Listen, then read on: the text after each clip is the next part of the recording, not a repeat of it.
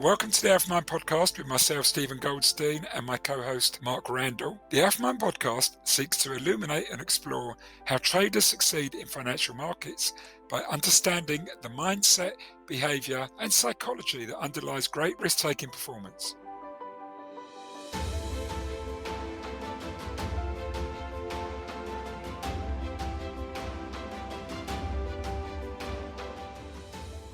Our guest on the show today is Damian Hughes. Damian is one of the world's leading experts on mindset and how to help high-performance athletes, sports people, teams and business leaders cultivate a mindset for success. Market participants sometimes ask me why we have people from the world of sports or business performance on the show. The subcontext to that question is that surely intellect, strategy, system or method determine success in financial markets. That is true to an extent, but mindset is the difference between okay or good performance and great performance and success, in my opinion. System, method or strategy are really minimum requirements. They are essential to put you in a position to succeed. If they are strong and robust, they will open the door to opportunities. If they are weak and suboptimal, then having a strong mindset is of no value. But if they do open the door to opportunity, it will be your mindset which takes you through that door and allows you to then keep on taking the opportunity which your systems, methods, models and strategies find. It's mindset which adds the icing on the cake. Before we move forward, I just want to play this one clip from the podcast to give you a sense of what you have coming up for you. There's only three things that are available to you, but you can only focus on one of them. So you either play to win, you either hope to win, or you accept that you're likely to lose. Now, you can only focus on one of them, but that drives very different behaviors. So if you go in there expecting to lose, you go in looking to mitigate the loss, make it to protect ego, do your best, do all the things that maybe look good on the surface, but you're still playing with that sort of cautious mindset. If you go in hoping to win, you go in, but you're almost hedging your bets. You'll do enough, but there's an element of protection. When you go in there expecting to win, you also accept that on the flip side is you might lose, but you're going to give yourself the best chance possible. And I think that's the kind of courage that they were describing at Manchester United, that idea of we play to win, but accept that we might occasionally lose. And how you respond to that is the hallmark of high performance. Before we start, we would like to thank our sponsor partner, the Society of Technical Analysts, the STA. The STA are one of the world's leading organisations for the advancement of technical analysis and the study of price action. Membership of the STA opens up a world of amazing educational programs, accredited diplomas, and provides access to talks, seminars, webinars, and regular newsletters and publications. You can apply to become a member of the STA by visiting their website, sta-uk.org. Their membership is open globally, not just for UK members. Also, if you are keen to learn about and improve your technical analysis skills, the STA provides an outstanding home study course written by some of the leading figures in the world of technical analysis. I would highly recommend this program, which has been put together based on decades of experience and know-how by experts who have been at the coalface of financial markets. Finally, before we start the podcast, why don't you check out the Alpha Mind Trader Performance Coaching Program? The program focuses on helping people develop and improve the key risk skills and psychological factors which contribute to trading performance mastery and helps people unleash the potential they have within them. This program makes use of our unique and powerful human alpha performance model, which helps illuminate the human aspects of the risk process and in turn allows people to make specific changes and adjustments in a process facilitated by the coach, which drives growth in risk capability and personal performance. This program has been delivered to people at many of the world's leading trading firms. To know about the program, go to the Alpha Mind blog, where the link at the top of the page provides further details of the coaching program. Alternatively, email info@alpharcubed.com. That's the word alpha, the letter R, and the word cubed.com. Or DM us on Twitter at alphamind101 with your email address. Now on with the podcast. Well, welcome to this week's Alpha Mind podcast, and we're delighted to have Damian Hughes with us. Damian, host of a high performance podcast himself, but also a prolific author of The Barcelona Way, Liquid Thinker, 5 Steps to a Winning Mindset, and he himself is a professor of organisational psychology at Manchester Metro Uni, And just looking through some of his work, just the names that are cropping up in terms of that he's interacted with, that see his work as being inspirational and vital. People like Richard Branson, Johnny Wilkinson, Roger Bannister, endless list, Alex Ferguson. It's going to be a very interesting journey today. And I think how some of it links back to some of the podcasts we have in the past with John McCaskill on the Navy SEAL side. Also, I think Steve will reflect also some of the other podcasts that this links into. So I think, Damian, perhaps we can just start by you. If you can just give us a bit more background about some of your philosophy and, as Steve and I will shoot the breeze as this conversation evolves through the next hour.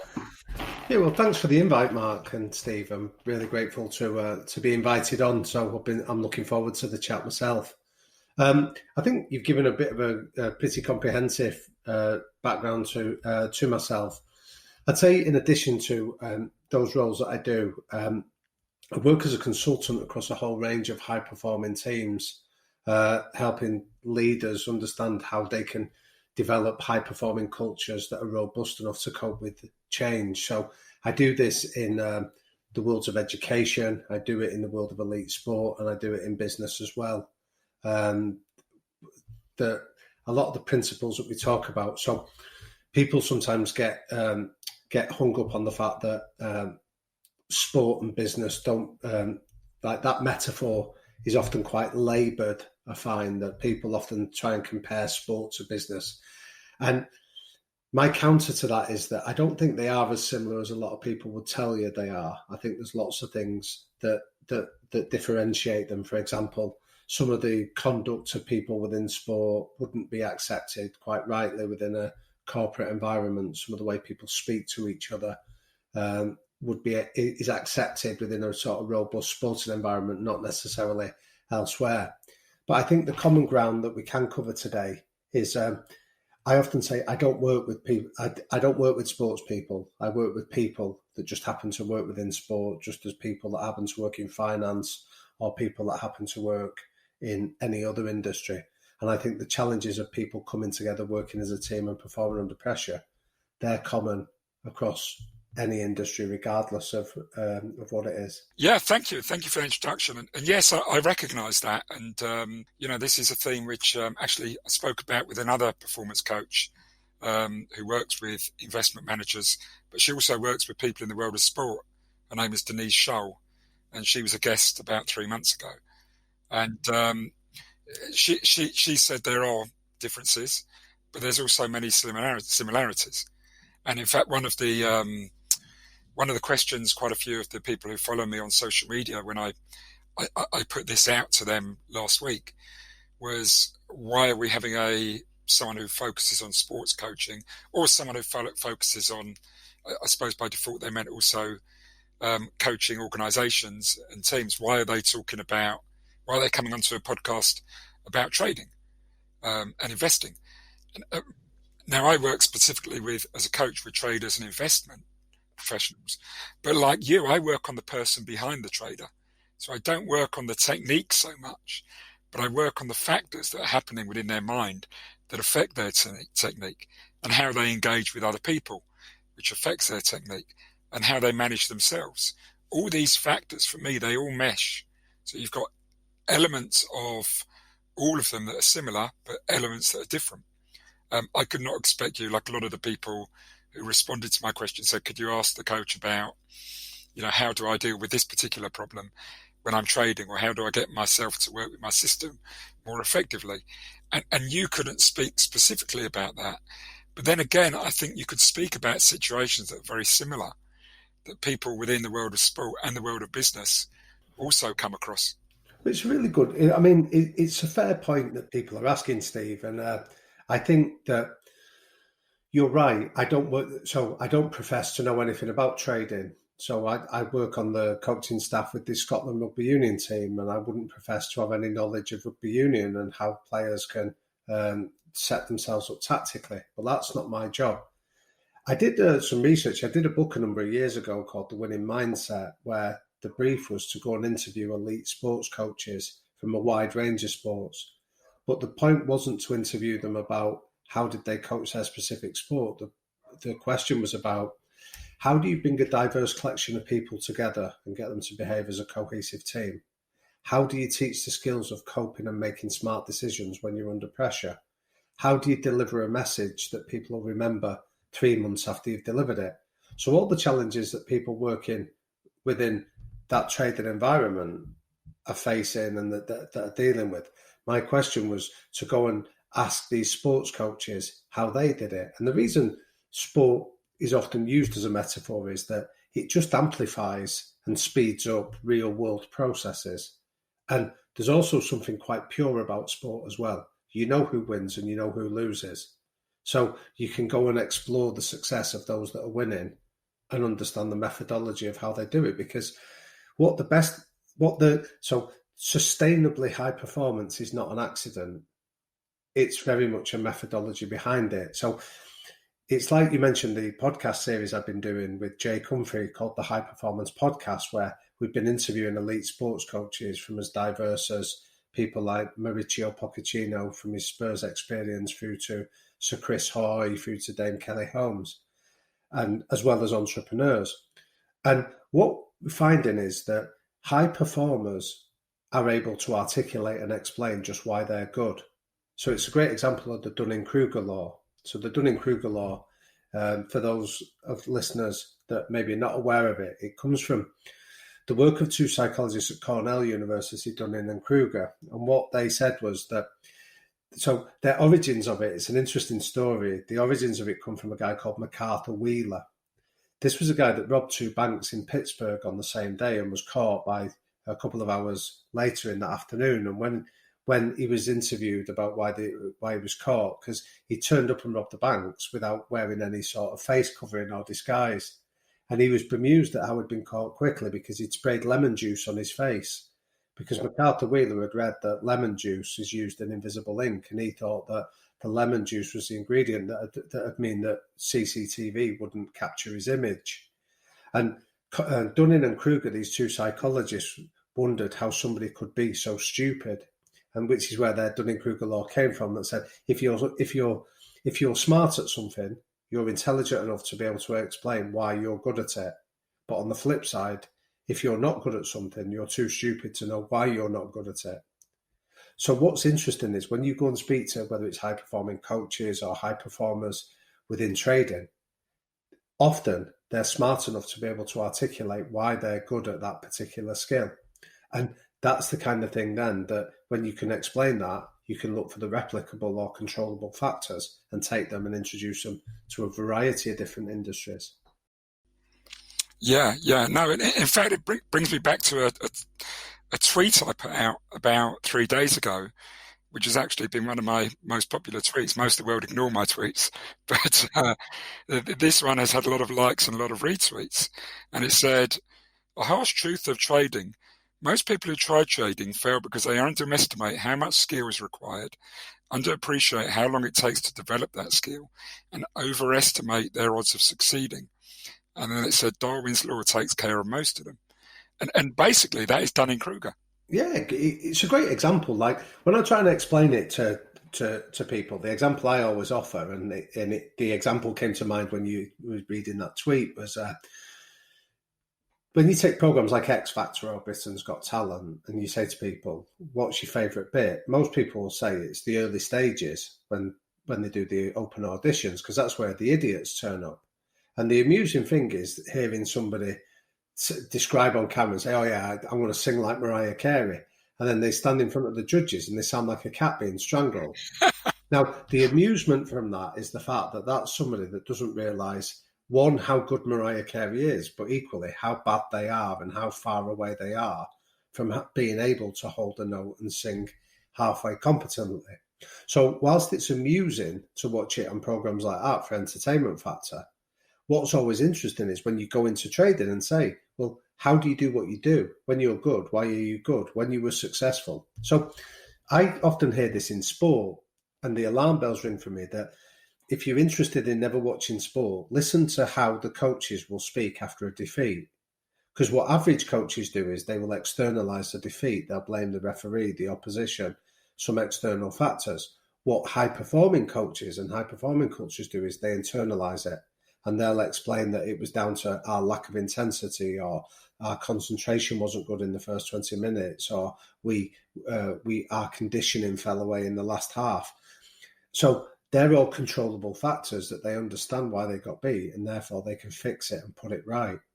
So this is one of the things that I often say to coaches that I work with. I say, prepare your press conference before the game. So before the game even takes place, have in mind what you're going to say in the press conference.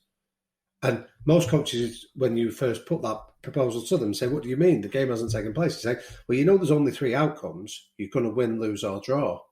But you should be focused on how you're going to set the team up next week, what the culture of your training ground and what your messages are going to be long after the game's taken place. So if you go in there and you react emotionally and you start blaming the referee after a defeat, you go into that training ground on a Monday morning and try and get your players to take accountability and responsibility for the defeat.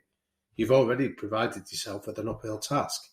So thinking about it in these ways, I imagine, is the same in trading. If you have a bad day in trading, how are you going to deal with it? You either hit your target, you nearly hit it, or you miss it. Yeah. You know what I mean? So how are you going to respond to that and fix it so you can come back tomorrow better? There's lots of common ground on that. Yeah, I'm going to hand over to Mark in a second, because I can see by the look on his face that he's itching to ask you a question.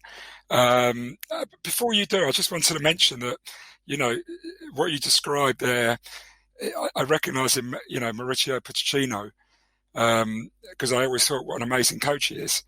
I also just want to add that as a Gooner, I was particularly troubled by the fact that he went to Spurs. And for anyone listening in other countries who's not a soccer fan, a Gooner is a supporter of the greatest football team in the world, Arsenal. Okay. But most people just don't realise they're the greatest football team in the world yet. But anyway, I'm going to hand over to Mark. But yeah, I thought he was an incredible coach. Yeah. But, Mark, I think you've got a question you want to ask.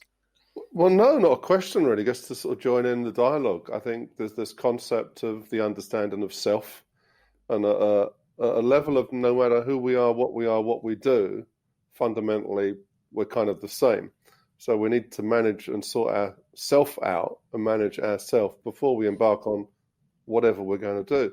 And I really like your analogy of the crossing the line into the game, from the coaching field to the playing field. Yeah. And it's a bit like trading, moving from the observational self, where you're looking at the market and however you read the market, and then making a decision to suddenly put the risk on, to put the trade on.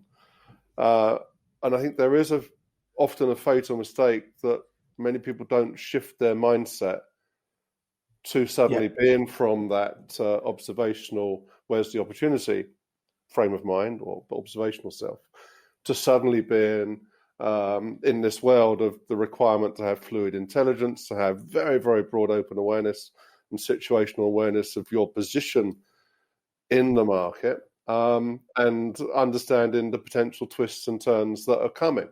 Because if you're not tuned in to yourself and your awareness, and your mindset hasn't shifted to be like an athlete, and I think it does need to be an athlete in that sense, because you're in a moving, high pressure, fast moving, different players to watch out for, sudden breaking news that can change the dynamic very, very quickly. Yeah. And if you're not awake to the present and you're not awake to the consciousness of your conscience, then all sorts of things are not going to happen. And in trading, that is not making money. And in sport, that is, failing in your job. Yeah, so what you mentioned there, Matt, taps into just a really simple idea that anyone could take away and introduce to this, that the phrase I use to describe it is, it's like a tripwire. So how do you make that mental tripwire that shifts you from one place to another?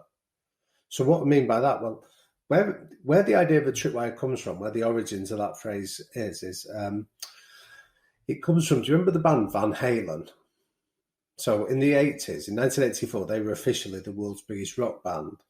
And the lead singer, Dave Lee Roth, was troubled by the fact that when they were doing these big set piece shows, it would take them 4 days to build the show and the stage and things like that. And he said, what worried him was, he said, what if some of these people that are working in the shadows to build our sets don't like us? Or what if they decided to sabotage us and make things difficult? He said, how do we know that they're focused on doing the best job they can? And the answer was, nobody knew. So he came up with this idea of a tripwire, and in rock folklore, it's often called Clause 148. So whenever they used to do the legals to go and perform, they say if you wanted to get Van Halen performing in San Francisco, whoever's responsible at the San Francisco Bowl would give you, it was like a 300-clause document, and Clause 148, as it implies, is somewhere close to the middle of it. And what it was famously, it said that whenever Van Halen turned up in any dressing room and anywhere in the world, they demanded that there was a bowl of blue M&Ms waiting for them. So all the other colours had to be taken out, and it just had to be blue M&Ms. And most people thought that was some kind of sort of spoiled rock star diva request. And Dave Lee Roth later articulated and said it was nothing of the kind. It was a tripwire. He said, because when I turned up, I was ready to perform at my very best. And how did I know that everybody else involved in the show had also focused on the detail of what they were doing and given their very best? And he said, well, I didn't have a chance to go and inspect the work, but I could see if there was any M&Ms that were a different colour in that bowl. Because what that would indicate is they either hadn't bothered to read the detail or they didn't give a shit about what I was asking for anyway. And either of those two behaviours were enough to say, I'm not prepared to compromise my own talent by working in an environment where those behaviours are not respected. So he called that his tripwire. Now, if you think about that, we can all introduce tripwires in pretty much every aspect of our life where we shift from one place to another. So say, for example, when you come home after a bad day of trading, how many people do you know carry the weight of that bad day or that poor day's performance back into their home? So you might be moody or short-tempered, or you're on a call and you've got kids waiting for your attention or people demanding it. So a tripwire moment might be the moment where you cross the threshold of the house, where you deliberately go into you adopt very different behaviours. I had a friend of mine that came up with a tripwire that was his 5-minute rule. So he said 5 minutes before he ever got home, he would turn the phone off. So he couldn't be distracted, because he said the amount of times he'd turn up where he'd be on the phone and he'd be distracted and his kids were expecting him, or, you know, he's responding to a request rather than focusing on being back home, started to impact on his family life. So his tripwire moment was when he got 5 minutes from home, the phone got turned off so he could focus on being the best dad he was capable of. That's a really simple example of it. But I think it taps into your point, Mark, of how do you sort of go from that digesting all the information of how the markets are moving to then I'm now in delivery mode, which is I need to take risks, I need to be fast, I need to be sure of myself. That requires a mental adjustment, and a tripwire is a really good way of making that shift. One of the best traders, or probably the best trader I ever knew, he worked from home and rather than a dealing room, and he needed to shift his state from having woken up and had breakfast to then, being prepared to then enter, the sports field. And the sports field obviously was the market. And what he did every previous night was to declutter his desk and put a big white piece of paper there. So when he woke up in the morning and got to his desk, it was clear. But he also had the process of having a pencil. And he went through the process of sharpening a pencil at the beginning of every day. And once he'd finished the sharpening of the pencil, he was then ready to engage with the market. And that process is fantastic, because pencil is the most underused implement we've got, but it's such a fantastic thing to get sketch and play out things. But he did it on a blank sheet. But the process of sharpening the pencil was his tripwire for entering the market.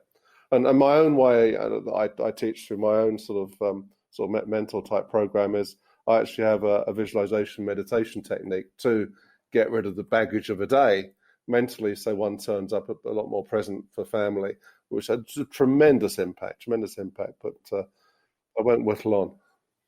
No, I think what you do, but there's a phrase that I often use when I work with performers in any context, which is success leaves clues. So when you're good, why are you good? Are you able to articulate it, or can you go and ask that same question of other people? And I think your example of that trader sharpening his pencil is a great example of so for anyone listening, it's not necessarily having to copy the same idea of sharpening the pencil, but come up with your own equivalent that says that's the moment where you shift your focus from maybe the family to delivery in on the day's trading.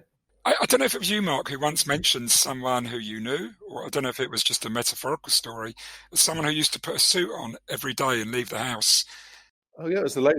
Yeah, absolutely. It was in the early days of working from home, and she was a manager of a business and had a family to manage too. And her way of, and she couldn't stand the idea of getting out of bed, making breakfast, and then going on to Teams or whatever, Zoom or whatever, or emails, and being at work. And she had this process where she actually put something on that was half decent and actually went for a walk in the morning. And when she walked back through her front door, she was walking basically into work. And at the end of the day, she'd walk out of her front door and go for a walk and come back through the front door and be mum, basically.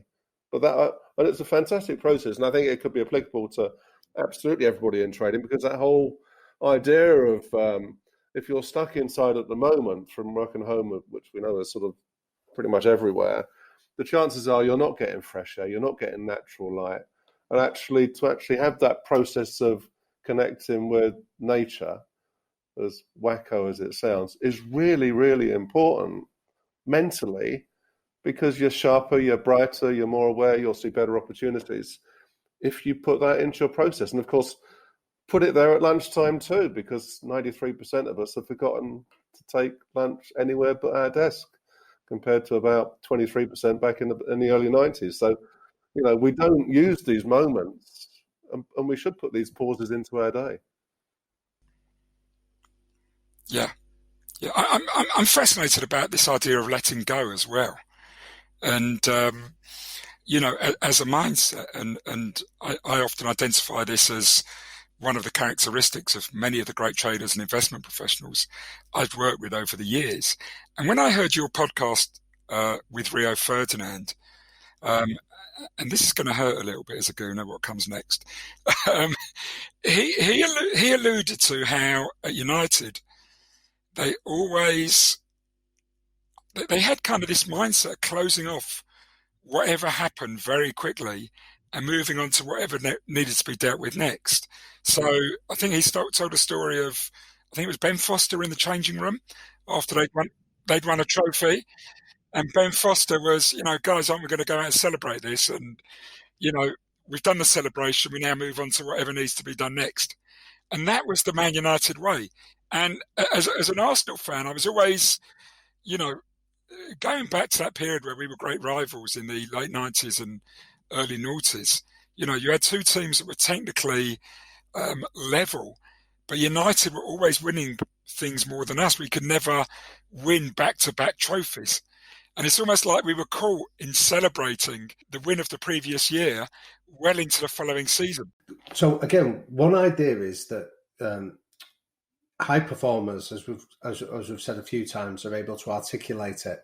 And I talk about this idea of trademark behaviors. The best teams are the best performers, have a consistent set of behaviors that they draw on. So the example you used at Arsenal, they could win one year and they could never follow it up. So that, to me, whilst it was a great team, and this might be controversial for football fans, my definition of a great team is somebody that can back it up. It's consistency. So anyone can win one trophy, but great teams can go back and do it again and again. And I think that was the difference you're describing. So when we've spoken to Rio Ferdinand or Robin van Persie about his experiences of the difference between Arsenal and Manchester United, they've identified 3 trademark behaviours that were not to be compromised at Manchester United. So the first trademark behaviour was relentlessness. So this idea of when you win, you go back and win again. You don't rest on your laurels. So there's a famous phrase that Alex Ferguson once was credited as coining, where he said, Manchester United never get beat. We occasionally run out of time, but we never get beat. So it's that idea that even if we'll just keep coming after you. We've got that relentlessness for winning trophies and games. The second behaviour they've got is what they call courage. Now, this isn't physical courage. This is moral courage to stand up and be counted. So again, one of their definitions is it's all very well wanting somebody to pass you the ball when you're winning 5-0. Their definition of courage is the guy that wants the ball when you're getting beat and there's a minute left to go. So it's that idea of you're prepared to fail because you've got the courage to at least go for the win. And then the third behaviour they have is you put the team above any self-interest. So one of the nice stories they tell is part of the reason that someone like David Beckham was let go from the club wasn't because he was any less of a player, but they'd noticed that he was getting advice from advisors that whenever he scored a goal, he had to run away from his teammates, not towards them, because it would make a better shot of him in the back pages of the paper. So he was contradicting the trademark behaviours of the club, and it doesn't matter how big a name you are or how talented. If you don't adhere to those behaviours that define their culture, you don't belong in that culture. And so that when we asked Rio Ferdinand about it, if you remember on the podcast, he said those behaviours had been laid down long before he ever arrived at the club, and it was up to him to adapt to them. So they talk about this idea of the FIFO effect. The FIFO effect says you fit in or fuck off, but you don't get to sit on the fence. You don't get to pick and choose the bits you like. You don't get to say, I'll do it one day and not another. That's not the deal. You sign up to those behaviours when you become a part of this culture, or you don't sign up to them. So Pochettino had a really nice response to that when we asked him about it. He said, yeah, he said, I have the same FIFO effect. He said, but if you choose to go somewhere else and take the FO option, he said, it doesn't make you a bad person. It just means that you're not in the right environment for you. And that's fine as well. But getting people to recognise that that cultural fit is a really powerful factor of high performance. Before we continue with the podcast, a quick word about our podcast partner, the Society of Technical Analysts, the STA. The STA is an outstanding member-led organisation which promotes high-quality education, training and research on the discipline and practice of technical analysis. Membership of the STA opens up a multitude of educational programmes, including an excellent home study course and diploma programmes run at some of the world's leading academic institutions. Membership also brings you access to meetings, webinars and live events with speakers from the world of trading and investment and informative articles written by some of the leading figures in the world of technical analysis and financial markets, many of which are produced in their regular newsletter. To find out more about the STA, visit their website page, sta-uk.org, or Google Society of Technical Analysts. Now back to the podcast. One of the things that many people who will be listening to this, who are from the world of trading and investing, may be particularly curious on that one about being prepared to fail. Now, if I go back to my own career as a trader, I was a trader for 25 years, but there was a big change in the second half of my career. So the first half of my career was okay, but I wouldn't have called myself a stellar performer. I had moments rather than consistency. In the second half of my career, I adopted an attitude where I was willing to fail in order to succeed. So in that sense, losses for me in the first part of my career, that I'd become so fearful of losses that I was doing just about anything to avoid it, which is kind of what I call a looking down mentality. You know, it's not going out to win, it's going out to avoid losing. And in the second half of my career, I was saying, I've got to embrace losing. I've got to be willing to lose. And if I'm not willing to lose, I've got no chance of winning. And that wasn't an easy thing to adopt, but I did adopt it over time into my mindset. So this is where anyone listening will start to realize that, you know, mindset is a vital component of trading. If you think about it, that your focus is limited, right? So your focus on anything is limited. So when you go in to trade, or whether it's playing a game, a sport, there's only three things you can focus on, or there's only three three things that are available to you, but you can only focus on one of them. So you either play to win, you either hope to win, or you play to lose, or you accept that you're likely to lose. Now, you can only focus on one of them, but that drives very different behaviors.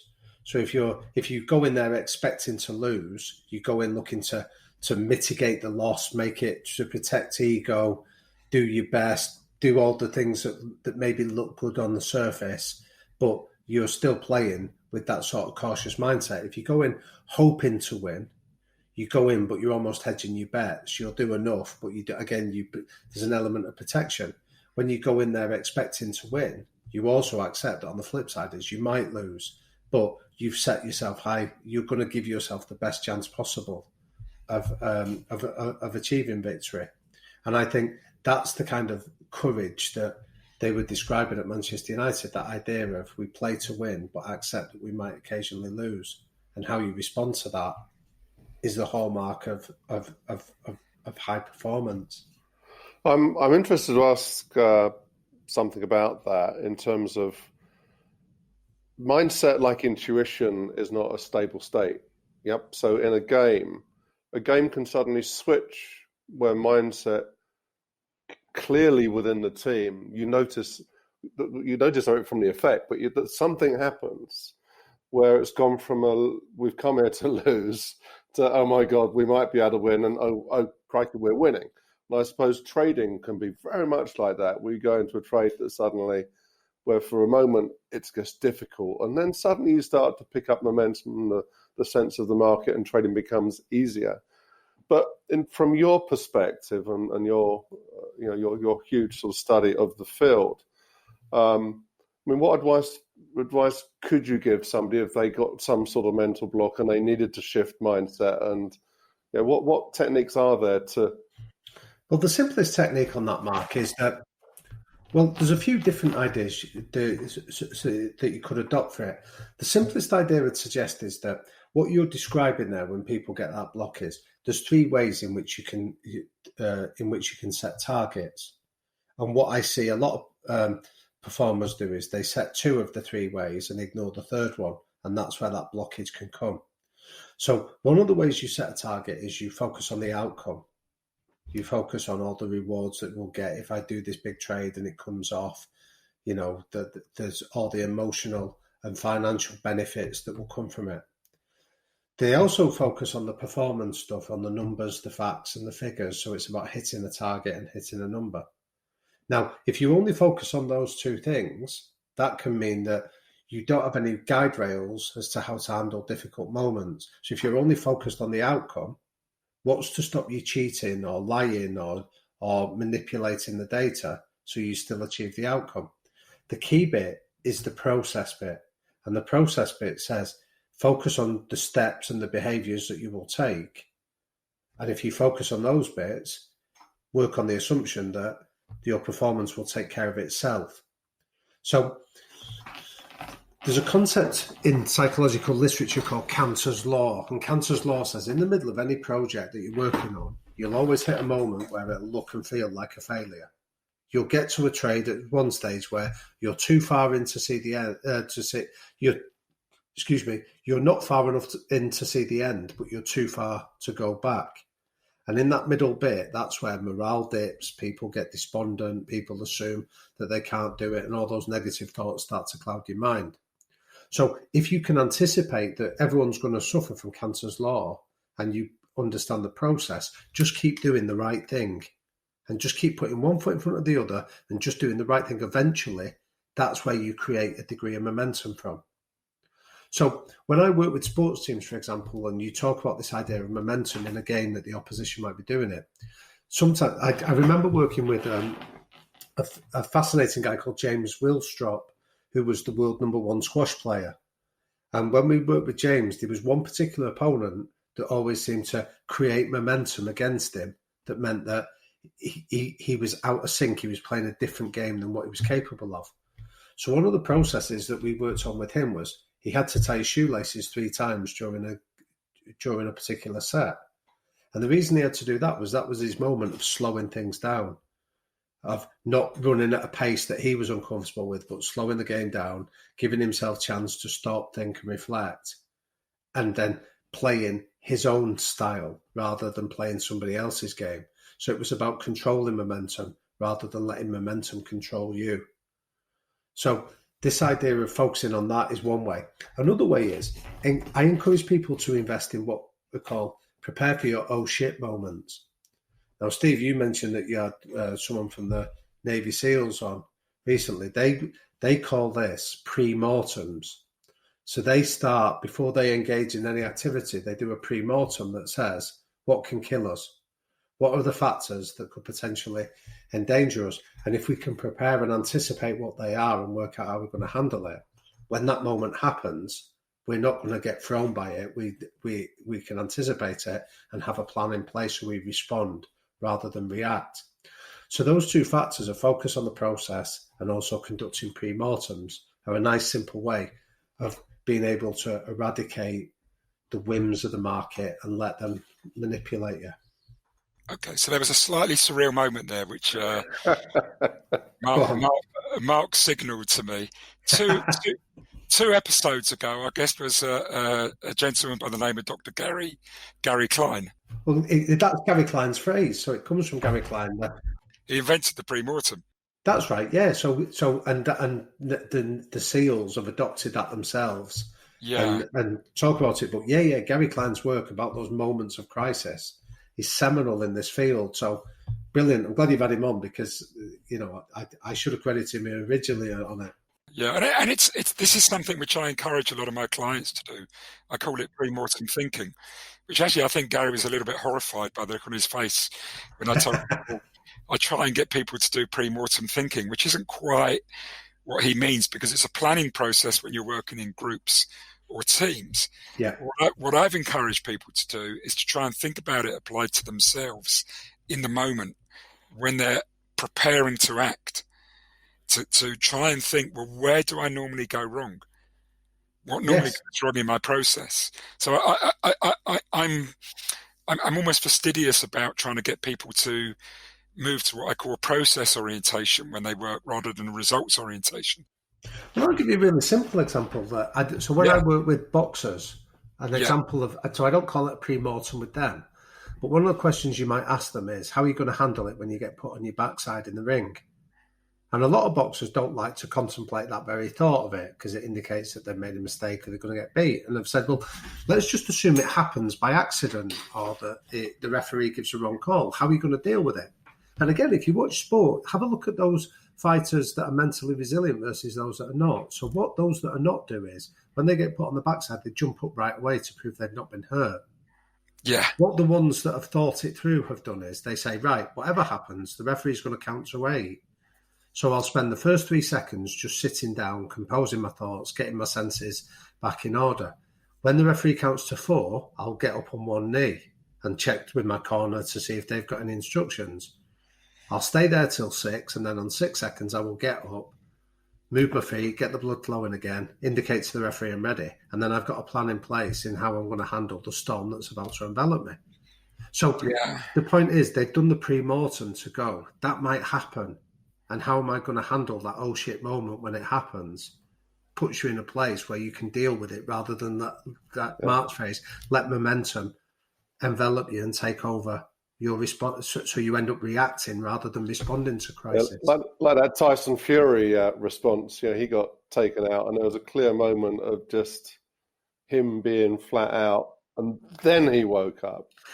So. I mean, Tyson's a really good example. That I'm fortunate enough. I worked with him quite early on in his career, and I often advocate this around him. That I know it started because he's becoming more prominent, but he's an incredibly smart, intelligent bloke that has got some really good instincts for this. That has always been happy to engage in that understanding of moments like that. Again, that's a really good example when Wilder put him down. There was that he looked dead to the world at one stage, but there was also a calm, methodical approach in the way that he got up and responded to what happened next. And I'm going to have another moment where I'm going to regret saying something now. One of my favourite footballers was Teddy Sheringham. Now, Spurs and Man United, and he really used to dig at Arsenal. But he was one of the most intelligent footballers I ever remember watching. Yeah. You know, you could see him. He lacked speed. He didn't have the pace, or even some of the killer skills that other players had him, and yet he achieved so much more. Because you could see his brain working away the whole time as a player, thinking about what was going to happen, what he would do. He would always be one step ahead of anyone, even guys who were faster than him, because he used to think everything. He had a brilliant brain as a sports person. Great example of it. I'll give you a neat example from another sports person that I've been lucky enough to spend time with. Solskjaer. He's now the manager of Manchester United, and inevitably his name always gets linked with that last-minute goal they scored in the European Cup final in 1999. What most people maybe don't know about that goal was that and he was focused on the process. So one of his observations when he was a substitute was he wasn't looking bored or distracted. He would study his direct opponent, the centre-halves he was playing against. And he'd noticed that the defender that was marking him, if he came on, for Bayern Munich, was a guy called Sami Kufur. And he'd noticed that whenever Sami Kufur went up to head a ball, he would close his eyes at the moment he headed the ball. So Solskjaer reasoned that was the moment when he could be a decoy, or he could get away from his marker, because he was obviously focused on closing his eyes rather than on where Solskjaer was. So that winning goal that he scored in the last minute was down to the fact that he'd reasoned that if, as the ball came over, Kufur that was trying to head it would close his eyes, and that was his opportunity to slip his marker and be in a position to be able to take advantage. Now, that to me is again the hallmark of intelligence. That's somebody that's been able to take information on that's going on in a very fast, fluid, dynamic environment and work out how am I going to respond to that information and use it for my competitive advantage. Now, again, there's lots of parallels, I imagine, there in the world of trading. Yeah, I talk about this with people, and this is kind of the essence of what I think you're saying here, is that you can either let the market own you, or you can own what you do. Now, a lot of the time, you know, the market is so much bigger and stronger than you, it is going to own you most of the time. And if it owns what you're doing, it's going to direct your trades and your decisions for you. And you're going to have these moments afterwards where you go, why did I do that? And you did it because you were owned. So the choice is you can either own what you do or be owned by the market. And the great people that I meet, they own what they do. They take responsibility for it. So when it goes wrong, they're like, hands up, you know, I screwed that. I messed it up. They move on past it. They let go, and they're straight back in. And you know, what I'm hearing when you said about that squash player who ties his laces 3 times, or he counts 3 times, that's taking ownership back. Yeah, very much. So I often talk about this idea of fault versus responsibility. So if you're focused on where the fault lies, by definition, you can't be focused on the responsibility of how you're going to handle it. And that is a really key distinction that high performers make very quickly. They move on from the fault to responsibility. So I'll give you a really simple example that I tried to adopt. I was talking to Mark about it before we came on air, was that I've read a really fascinating book earlier this year by a guy called Rolf Debelly. And the book is only a thin tome, but it says, stop reading the news.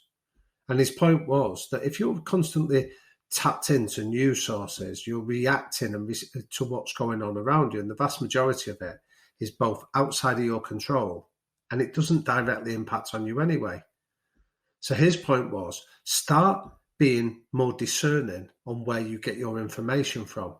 So it's almost about listen to news sources that you trust, or news sources that are pertinent to you, rather than just respond to what some producer on the news has decided is directly relevant to your world, because they can't anticipate that anyway. So again, it's about stop looking for fault of where this lies, but the responsibility of how are you going to react to it.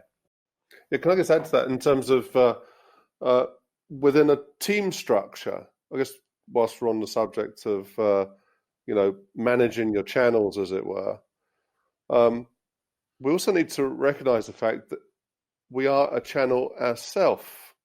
So we have a responsibility of managing our own output, because actually we can significantly impact people negatively and positively about how we listen, how we say, what we say, how we say it, and how we manage momentum. And that includes managing ourselves, because actually we can get stuck and just listening to ourselves as a channel. Yeah. So very much. and that gets in the way and becomes a mental block and stops us being able to let go, for example, in terms of something that turned up that wasn't meant to happen, and we just dropped a fortune in the markets, or we've just dropped set point at Wimbledon. All those things are connected. So we have to also understand that we can be our own worst enemy. Oh, very much. I mean, again, for traders, Mark, that's a really good point. That, again, if I was for you, and I'm sure you guys are already doing this with the nature of your work, but direct them to the research of Dr. Martin Seligman for this in terms of that kind of language. So this guy, Martin Seligman, is the head of psychology at Penn State University. And he's always like the pioneer of what's known as the positive psychology movement. But since the 1970s, he's been tracking that kind of language that we use and the impact it has on our sales and our performance. And what he's found is that there's a pattern that impacts both our performance in the workplace, but equally our health and well-being. And what he says is there's a common mistake that we often get caught up in our language, and he calls it the 3 Ps. So when things go wrong, the first thing we do is we personalize it. We go, oh, they don't trust me, they don't like me, I'm not good enough for this. The second P is we make it permanent. Oh, I'll never be able to do this. This is always the way. And then the third P is we make it pervasive. Everyone else feels the same way. We're all pissed off. So his point is that when you get caught in that, you're setting some rules in your own mindset as to what things are going to be like. So instead, to counter it, he talks about, first of all, externalize it. They're probably not thinking about you, or don't relate that underperformance to your own competency. The second one is be specific. So you failed twice. You've not failed every time, or it's not all the time. It's a very specific amount of times you've done it. And then the third one is, who made you spokesman for everybody? And again, this is where if you surround yourself with cynics, you adopt a cynical mindset. So it almost becomes an echo chamber. So again, don't assume that everybody else feels the same way. Go and look for alternative, contradictory views to the ones that you hold. Now, Seligman's work suggests that in sales terms, you can improve performance by up to 40% by changing that because of the pictures that you start to see. He even did one study of health and well-being that said it can extend your lifespan by about 7 years in one study, simply by changing the toxicity of our language. So I think your point is really relevant, Mark, that this idea of self-talk and controlling the language that we use, and equally that we allow into our own heads, is a really important competitive advantage as well. I see this in so many individuals that I coach, and also my own backstory, the internal chatter and the dangers of having a really destructive internal dialogue going on. Yeah.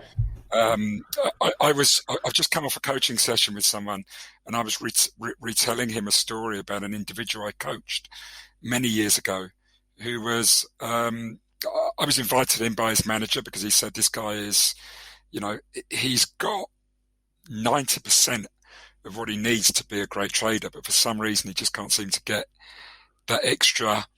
We can't seem to get that extra little bit out of him. Could I work with him? And I started working with him, and over the months as I got to know him, I got to sense this kind of internal dialogue he was having, which went along the lines of, do you know what? I'm only an ordinary guy. I'm from a working class background. All the guys around me are public school boys who've been to the best universities. I didn't go into education, and therefore I'm not sure I quite deserve the same success as them. And this was an internal conversation that was going on the whole time. And I was saying to him, the way I've got to understand you and hear you is I hear this conversation going on, but I also hear from other people how great you are, the ideas you generate, how often they turn out right. And it's almost like this internal chatter is stopping you monetize these great ideas and this great potential you have. And I could see his head kind of contemplating what I said. And then the next time I saw him, he said, look, I've really thought about what you said. And, there is something there. It's like I'm not giving myself a chance. And I went, exactly. And anyway, the next year I met his manager about a year later, after the coaching finished. And he said to me, this guy's kind of, he's hitting the ball out of the park. It's incredible. Oh, brilliant. And I spoke to him after that. And he went, yeah, he said, for the first time in my life, I really value myself. And he said, I'm now, I never booked a big family holiday a year ahead because I always thought I'm about to lose my job, or I'm at risk of losing my job because of that internal chatter. And we just silenced that. He said it was still there, but the volume had been turned down a hell of a lot. Yeah. And and he's now, by the way, from being just one of the ordinary mediocre members of the team, he's now got a global head of trading role at a bank in the foreign exchange trading department. So he's really progressed up the ladder. And it just shows, and I see this with so many people that have this potential and they're good, and there's something holding them back from becoming great, and they could become great. And it's so often that internal chatter. And it's the same with teams, because you work with teams, and you must hear the same thing going on with teams. Oh, often you do, yeah. So one of my, I've sort of spoken about this a number of times with teams, but I often challenge a concept within sport that seems to have been accepted about the term banter. And I have a real bee in my bonnet around it. And I make a distinction between banter and humour. Humour is inclusive. Banter is often relies on excluding somebody from the joke. And the point is that I understand humour relies on that to a certain degree, but when it's the same person constantly on the receiving end of it, the point I make to a team is you start to erode trust, because people then stop enjoying the joke, but they stop trusting you, they stop feeling well disposed towards you. And that then starts to have an impact out on the field when you come under real pressure. So it's not about humour, it's about that idea of having to exclude somebody or making it personal or crossing a line and things like that. So that's a big part of it. And like I say, with coaches, this idea of getting them to focus on the 3 Ps after a performance, don't immediately start externalising it and blame other factors. Be able to control the language and the responses and make it controllable and specific. That's amazing, because banter is a big part of the trading room as well. It's a very competitive, performance-oriented environment. And I've always, you've challenged me there a little bit, because I always thought banter was good, but I'd never thought of it in that context. Well, now again, because I'm certainly not like a member of the thought police, and I'm not there to tell people what's acceptable and not and what's not. So that's not my role, and I wouldn't dream of doing it. But so some people might say our differentiation, so the way we sort of explain it might be different. But my point is that if I'm making jokes about you and it's something that's personal or something that you can't change, or is something that might be considered hurtful, and I go, I'm just having a bit of fun with you. How does that genuinely make you feel? Because you can't do anything about it. If it's the same joke that's constantly coming up, there's a risk there that I'm going to make you feel excluded from that group. That you start to question, how much can you trust me? How much can you sort of talk about personal things without worrying that it might come back and bite you on the backside? So there's all sorts of different subtleties to it, but humour relies on including everybody's in on the joke. Yeah. As I say, banter relies on somebody being excluded to be the butt of the joke. And that's the bit that I think can start to erode levels of trust and a concept called psychological safety, the way you're worried about being the object of derision. So, again, there's no hard and fast rules on it, but I often encourage teams to be really mindful of what side of the line they're on, whether they would regard it as banter or whether they'd regard it as humour. It's an interesting fact, because you have this situation where you've got these ultra competitive people, which is what trading rooms are like. They're red environments. They could all be sports people on the sports field as well. They all want to win, and then sometimes I see this flips over, particularly when the pressure's on, into becoming win at all costs rather than competitive. And, Yeah. and you know, I'm going to take myself down. I'm going to take you down with me. Is what I see sometimes in trading rooms. Yeah. But I think this is where the pre-mortems can be really useful on that how we're going to handle difficult moments. So again, working with teams, my differentiation, that one of the criteria I use for a team is I say, a healthy team isn't who jumps on your back. It's not to assess who jumps on your back when you score a goal or score a try, because anyone can do that. My one of the criteria I use is who stands next to you when you've just made a catastrophic mistake. Because actually, in that moment of crisis, in that oh shit moment, you need somebody that's going to stand by you and let you know that they're with you and they're going to help you through that moment. Anyone can jump on your back when you score. That's an easy celebration to do.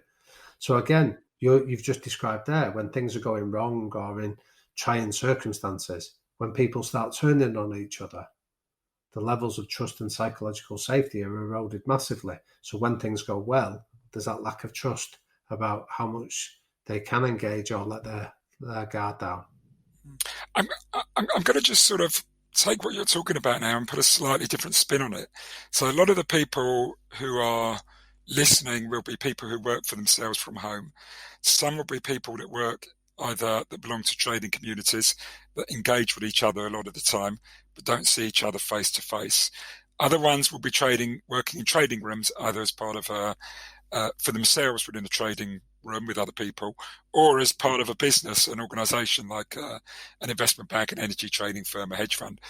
But to all intents and purposes, they often think they're working alone. And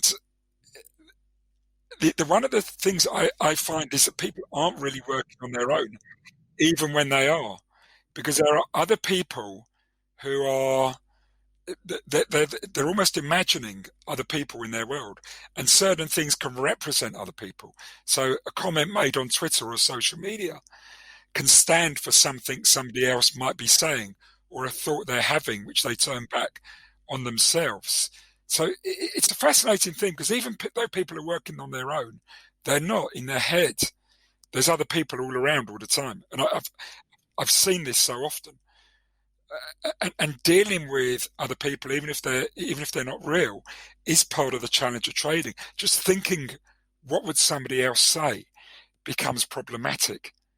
Yeah, and again, a really nice way of countering that then, Steve, is so when I work with athletes, and if you take social media for that, you say, why would you listen to somebody's opinion that you don't know, that doesn't know you either, that doesn't understand how much you've invested, the hard work, they don't appreciate the skill of how you're trying to execute it under pressure. So the challenge is, why would you listen to it? Why would you even open yourself up to it? So one nice exercise I get performers to do is I say, give me the list of the 5 people that if they came along and gave you feedback, you would sit up, you'd put down, stop what you were doing, and you'd listen to what they had to say. If you talk about sporting context, you'll often get the players will say it might be parents, it might be a partner, it might be their coach, and it might be a childhood friend that understands the journey. Say if one of those 5 guys came along and said to you, you were an idiot today, it'd matter, because you know that they care enough to give you that feedback. And the reality is, most of us can name 5, but anyone outside of that, you say, why would it matter to you what their opinion is? So I worked with one young rugby player a number of years ago, and he was getting dogs abuse, and he showed me some of it on Twitter, and it was vile. And just out of interest, what we did was we looked at the profile of one of the guys that was particularly abusive. And when we sort of read about it, it wasn't to make fun of him, because we didn't do it to the person, but what we looked at was this is a guy that has no understanding of what you're trying to do. He was a guy still living at home in his mum's back bedroom, that kind of thing. And it was like, this is a guy that's never played sport to any level, doesn't seem to have a track record of understanding or being particularly balanced or reasonable in the posts that he's putting out there. So when he's calling you a twat or whatever it was, why would that matter to you? Why would his opinion be relevant? And when you allow people to start to do that, you start to become more discerning about who you listen to. So this, I remember hearing, he's a rugby coach called Richard Cockrell, explain this to his team. And he said, when I was a player, he said, if somebody wanted to come up and say that I was a twat, they had to take the chances of looking me in the eye and doing it face to face. So most people are either sensible or decent enough that they wouldn't dream of doing that. He said, but social media allows people to come into your house when you sat at home on the sofa and make that same comment without the consequences of any comeback. So his point was, well, why would you want to go on a social media platform and take it seriously? You know, if you want to go out and share what you're doing or things like that, but don't do it with the hope that somebody's going to affirm how great you are. Because if that's where you're getting your self-worth from, it's equally fragile enough that somebody can come and chatter it with a snide or unpleasant comment. There's brilliant work on this been done by a guy called Dr. Jonathan Haidt. He's a psychologist at Virginia University. And he wrote a book on it based on a paper he'd done called The Coddling of the American Mind, where what he'd said was, how has social media impacted our world? And especially those people that have grown up online from being adolescents. And he said, it forces us to make three basic errors. The first error we make is everything becomes binary, black and white, good or bad. So if you look at politics today, there's no room for subtlety or nuance. It's either you're on the right side or you're on the wrong one. The second mistake we make is that we mistake feelings for facts. So I feel violated. Yeah, but it's a feeling and a feeling will pass.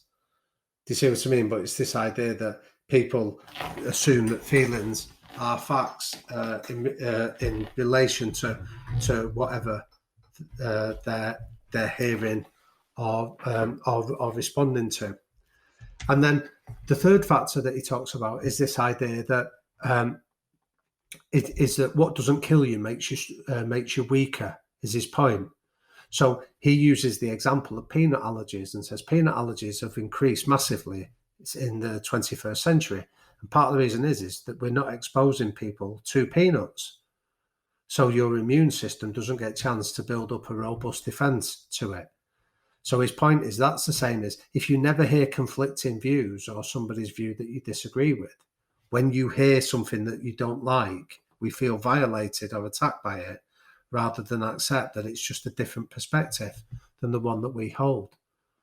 And you can see this playing out in politics. You can see it playing out in a whole heap of different mediums. But I think those three things of making everything binary, mistaking feelings for facts, and this idea of not hearing conflicting views, that social media can be almost an echo chamber of people that share our own worldview, isn't helpful for us. So this is, if we get back to mindset and, we get back to being a stronger performer. Yeah.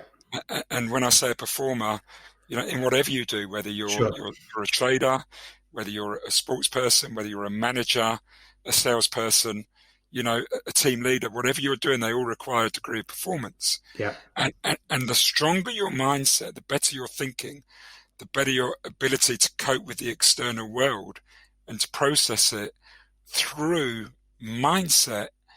It is a great skill. It is a skill of champions. Yeah, I'll finish the point by giving you a great quote from. I did some research at Barcelona Football Club, and I spent 2 years back and forth from there.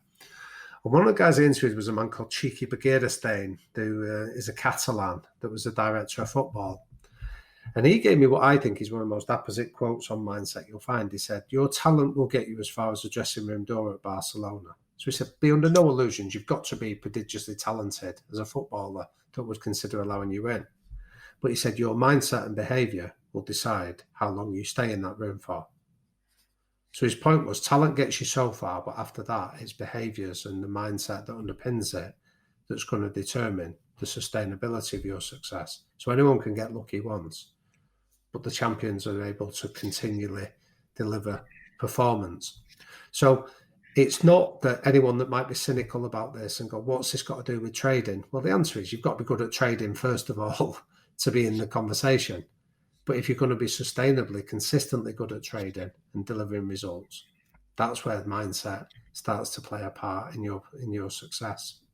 Yeah, absolutely. And it goes back to that thing, you can have a very good process and system and understanding of markets.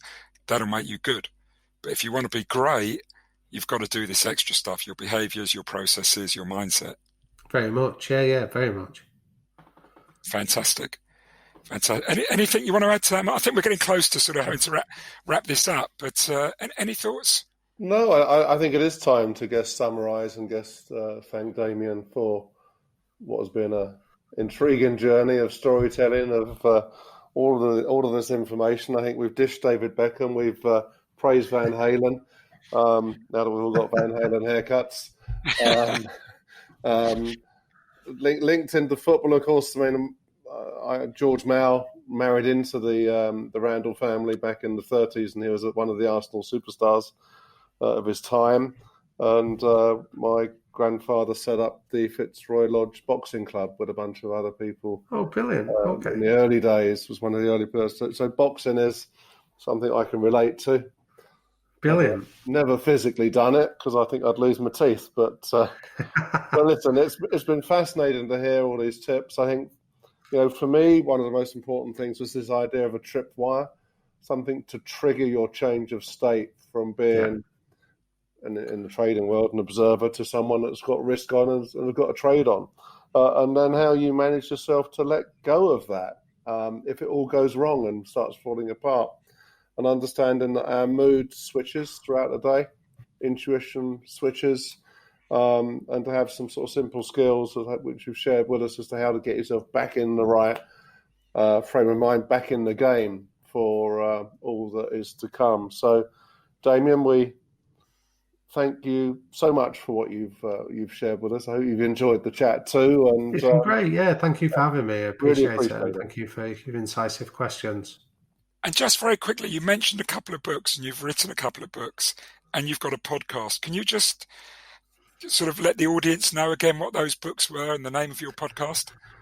Yeah, so the podcast is called the High Performance Podcast. I've done it with Jake Humphrey, the presenter from BT Sport. So that's series one's out there if anyone's interested in listening to some of the more detailed conversation that we've alluded to. Probably the most relevant book that people might be interested in is a book I did called The Winning Mindset. That's I think it's out there. It's still available on Amazon. But I've done a number of books. Well, that's probably the one that we've covered the content of on this podcast. Okay, fantastic. And I think we can give this podcast the title, The Winning Mindset. Oh, well, that's kind. Well, like I say, thank you for having me on. And like I say, thank you anyone that's got this far listening. Thank you for engaging. And if I can be of any help or support, people are welcome to get in touch and I'll happily do what I can to support them. Okay. And do you have a web page? Yeah, the website is liquidthinker.com. And Okay, there's a contact page on that if people want to get in touch. Brilliant. Well, it's been a pleasure having you. It really has. I've really enjoyed this last hour and a little bit. So, fantastic. Thank you. All right. Thank you very much. Many thanks. Take care. Stay well, stay safe. Have a great weekend. Yeah. Cheers. Bye. Take care. Thank you.